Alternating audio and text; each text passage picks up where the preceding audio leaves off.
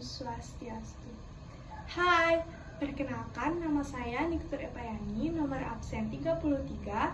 Saya dari kelas Manajemen Keuangan APAI. Jadi di video kali ini saya akan menjawab beberapa pertanyaan di ujian akhir semester, yaitu dalam mata kuliah etika bisnis. 1. Seorang karyawan membocorkan kepada media bahwa perusahaannya telah memalsukan laporan keuangan. Akibatnya, perusahaan mengalami kerugian secara reputasi dan akhirnya karyawan tersebut dipecat. Analisislah yang pertama, yaitu apakah tindakan karyawan tersebut dianggap etis atau tidak. Nah, menurut saya pribadi, tindakan karyawan tersebut itu dapat dianggap etis karena karyawan itu berusaha untuk mengungkapkan kebenaran dan juga mencegah kerugian yang lebih besar bagi masyarakat, kemudian investor ataupun pihak lain yang berkaitan. Nah, dengan memalsukan laporan keuangan itu adalah tindakan yang tidak jujur dan juga melanggar etika bisnis. Walaupun perusahaan mengalami kerugian reputasi yang besar, namun kesalahan utamanya itu tetap berada pada tindakan pemalsuan dari perusahaan tersebut. Namun menurut saya sebaiknya karyawan itu terlebih dahulu melaporkan permasalahan ini itu melalui jalur internal perusahaan jika hal ini itu memungkinkan. Selanjutnya, bagaimana perusahaan sebaiknya memperlakukan whistleblower.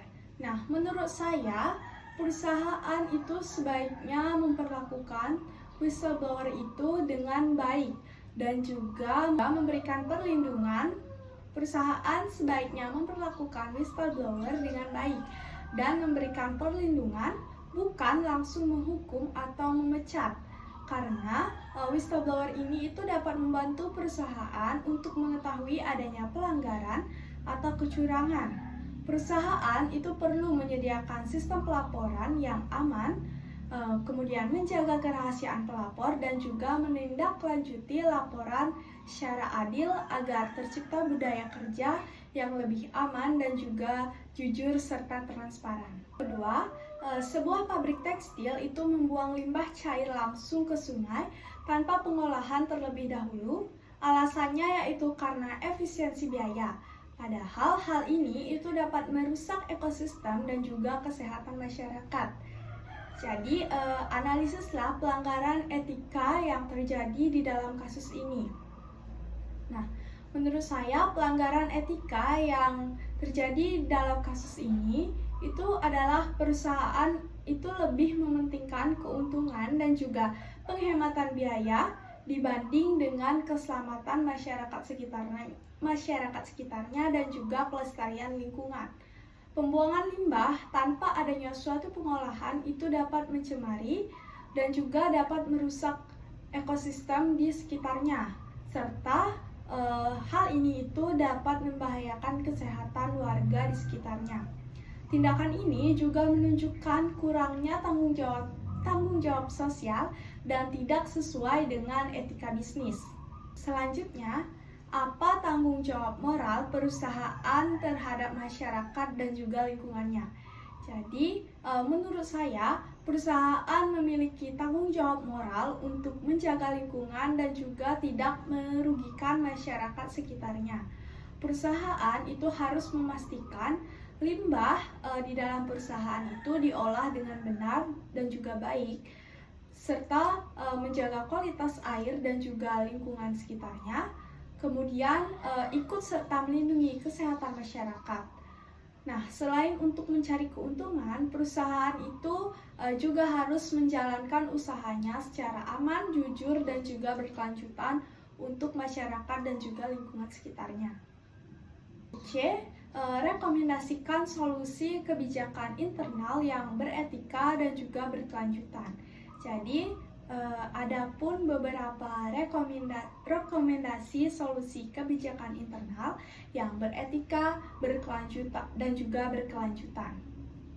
Nah, yang pertama yaitu perusahaan perlu membuat instalasi pengolahan limbah agar limbah dapat diolah dan juga limbah lebih aman sebelum dibuang ke lingkungannya. Kemudian selanjutnya yaitu perusahaan perlu menetapkan aturan tentang perlindungan lingkungan. Kemudian yang ketiga, perusahaan perlu melakukan pengawasan dan juga pemeriksaan limbah secara rutin. Dan selanjutnya yaitu perusahaan perlu untuk memberikan pelatihan kepada seluruh karyawannya tentang pentingnya menjaga lingkungan sekitar. Dan yang terakhir yaitu menggunakan teknologi produksi yang lebih ramah lingkungan agar tidak menciptakan limbah dan juga pencemaran dapat dikurangi. Yaitu pertanyaan yang ketiga. Sebuah skincare itu mempromosikan produknya dengan mengklaim bahwa produk ini itu dapat membuat kulit 10 tahun lebih muda hanya dalam 7 hari tanpa adanya uji klinis yang valid. Nah, analisislah yang pertama, apakah praktik tersebut itu dianggap etis atau tidak. Nah, praktik tersebut itu tidak etis karena perusahaan memberikan klaim yang berlebihan tanpa adanya bukti dan juga uji klinis yang valid. Jadi, iklan seperti ini itu dapat menyesatkan konsumen dan juga membuat konsumen itu memiliki harapan yang besar yang bahkan tidak sesuai dengan kenyataannya. Nah, dalam etika bisnis, perusahaan itu seharusnya jujur dan juga memberikan informasi yang benar tentang produk mereka. Kemudian, bagaimana hubungan antara etika bisnis dan juga tanggung jawab sosial perusahaan di dalam kasus ini?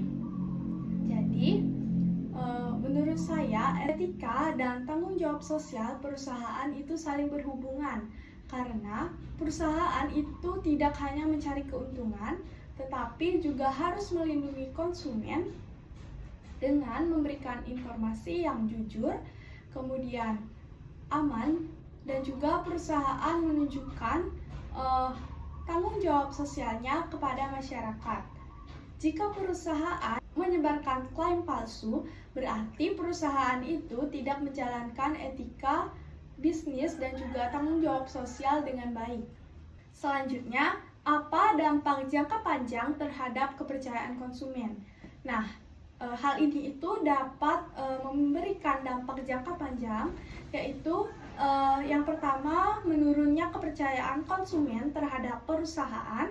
Kemudian konsumen bisa merasa tertipu dan juga berhenti untuk membeli produk tersebut. Selain itu, reputasi perusahaan itu dapat rusak, kehilangan pelanggan, dan juga sulit untuk mendapatkan kepercayaan masyarakat kembali di masa depan. Selanjutnya yaitu soal nomor 4. Seorang manajer pengadaan di sebuah perusahaan besar memilih vendor milik kerabat dekatnya tanpa melakukan suatu proses tender yang transparan. Ia berdalih bahwa vendor tersebut menawarkan harga terbaik. Nah, analisislah yang pertama, apakah tindakan itu dapat disebut tindakan yang etis atau tidak. Nah, menurut saya tindakan tersebut itu kurang etis karena manajer ini itu memilih vendor milik kerabat dekatnya sendiri tanpa adanya suatu proses tender yang transparan. Hal ini itu dapat menimbulkan konflik kepentingan dan juga dianggap tidak adil bagi vendor yang lain, walaupun alasannya yaitu dengan menawarkan harga yang terbaik. Yang kedua, apa resiko etis dan juga hukum yang mungkin terjadi? Jadi, yang pertama yaitu resiko etis, menurunkan kepercayaan karyawan dan juga rekan bisnis, kemudian menimbulkan kesan nepotisme dan juga ketidakadilan serta dapat merusak reputasi perusahaan. Kemudian resiko hukumnya yaitu dapat melanggar aturan perusahaan atau hukum pengadaan dan juga berpotensi untuk menimbulkan tuduhan penyalahgunaan jabatan dan juga bisa menyebabkan sanksi hukum atau audit khusus. Selanjutnya yang ketiga yaitu kebijakan. Adapun kebijakan yang seharusnya dilakukan oleh perusahaan. Yang pertama yaitu mewajibkan proses tender yang terbuka dan juga transparan. Kemudian yang kedua yaitu membuat aturan larangan konflik dan juga kepentingan. Kemudian selanjutnya membentuk tim pengadaan agar keputusan itu tidak dilakukan oleh satu orang saja. Dan yang terakhir yaitu melakukan audit dan juga pengawasan secara rutin. Baik, sekian video dari saya. Apabila ada salah kata saya mohon maaf. Dan saya ucapkan terima kasih. Saya tutup dengan paramat Santi. Om Santi Santi Santi Santi.